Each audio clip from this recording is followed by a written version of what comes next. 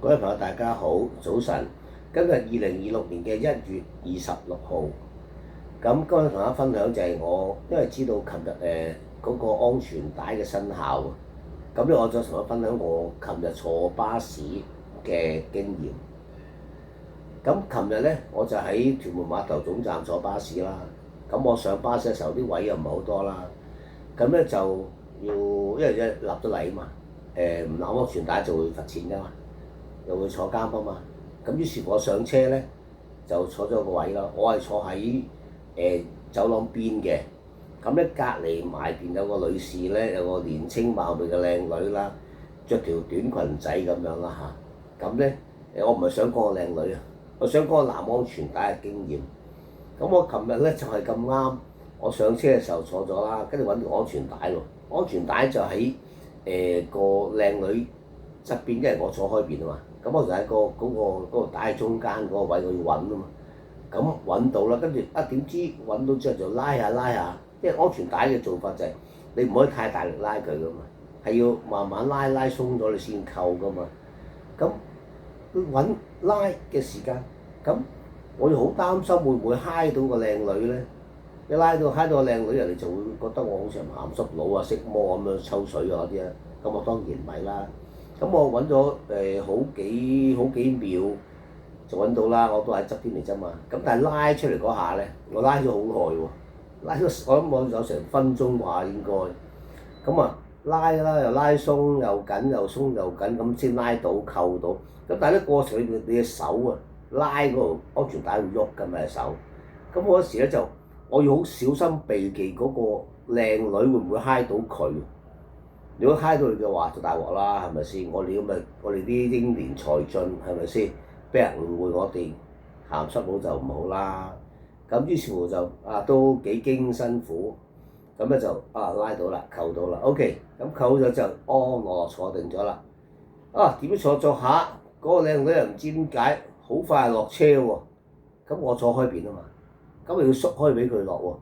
我打側身落，佢個 pat pat 會揩到我喎。咁我諗緊死啦，咁不如除咗安全帶去啦，係咪？OK，除咗之後，咁我企起身啦，就讓佢出咗去啦。咁我又坐翻低啦，咁我未有人坐埋嚟喎。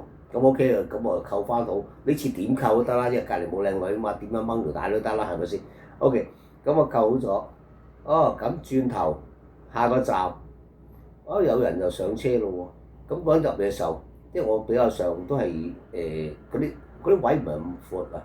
咁就要讓啦。呢次好彩啊！真老實講句，如果靚女埋嚟，我諗我就要鬆安全帶，企起身讓佢係個男人，咁就都身形都 OK 嘅。咁佢攝入咧，我打咗個身嘅時候就攝到啦。咁我覺得都可以啦。OK，咁跟住，因為我去嘅地方咧就琴日就去送別我表姐啊，就去大酒店喎。咁我坐呢架車咧就要喺轉車站落車去轉車去大酒店嘅。咁頭先講啦，我其實上落即係扣嗰安全帶用咗幾分鐘時間。其實我再坐幾分鐘，因為由我屋企去轉車站咁10分鐘或者多少少就去到㗎啦。咁我要落車拆個安全帶，落咗去嗰扣咧，有一個困難，撳佢都撳唔到嘅。咁當然咁最後都撳到嘅，花咗幾下功夫。即係我想講嘅安全帶呢樣嘢，你掹嘅時候有問題，你拆開嘅時候又有問題。咁其實對我嚟講，我都覺得幾煩擾下嘅其實。咁跟住咧落咗車啦，咁我轉車啊嘛。咁我轉架車又轉巴士啦。咁轉車嘅時候，咁好多人轉車喎。咁我上車上到去有個位喎。咁因為好多人轉車啊嘛，好多人上過巴士啊嘛。咁我上車嘅時候咧，就有個優先座咧，就冇乜人敢坐嘅。但我頭髮白晒，我坐冇人話我嘅。咁咧，我上車去個優先座坐嘅時候，咁我得翻埋邊優先座喎，即係話窗口邊優先座。咁我咧就要攝入去啦。咁好，即係嗰個位又唔係咁闊啦。咁呢次好在唔係靚女嚇，係一個男士啦。咁其實佢側得身，咁我就會入到去㗎啦。咁但係我想講，如果你係靚女就大鑊啦，因為咧嗰個嗰個優先座嗰個座位嗰個唔係咁闊啊，咁我個 pat 有機會揩到個男士啊嘛。咁如果嗰個係靚女嘅話，會唔會又覺得我好似有啲哇你咁益我啊大叔咁噶嘛？我都好擔心啊嘛，所以我要好小心翼翼咁行入去啦。咁入到之後咪坐低咁啊，扣安全帶啦，又係個問題出現啦。揾條安全帶好易揾嘅啫，但係你拉嗰下咧，鬆鬆緊緊緊緊鬆鬆，安全帶大力拉係唔得噶嘛，要慢慢輕拉鬆咗佢先至拉到啱你個位，你先至扣落去佢先 OK 噶嘛。如果你大力拉係唔會喐噶嘛，係拉唔到噶嘛。咁咧跟住扣好咗啦，咁啊坐定好舒服咁樣就坐到去巴士總站，跟住慢慢落車。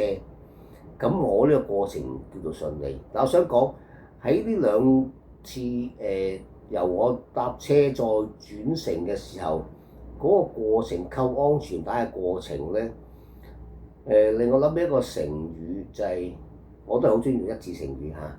咁咧個成語就係一波三折，即係話好似平時冇安全帶嘅時候，好輕鬆咁樣坐車轉車，跟住落車，好舒服，個心情亦都好輕鬆。咁今次個經理話俾我聽就係話，哇，好似好困擾我，令我好忐忑，又驚揩到個靚女，又驚個 pat pat 撞到唔知邊個。好在我琴日去送別我表姐嘅時候咧，係唔需要帶個背囊咋。如果好似我平時星期六行山咧，呢個背囊嘅話咧，咁啊真係又係一個論盡。背囊有重量、有闊度、有厚度㗎嘛。所以我今日想同大家分享就係呢個成語叫一波三折，係描述我琴日由於呢個法例生效之後一啲嘅經歷。多謝各位，記得啦，記得佩戴安全帶啊，罰錢兼坐監㗎，一波三折啊！多謝各位，拜拜。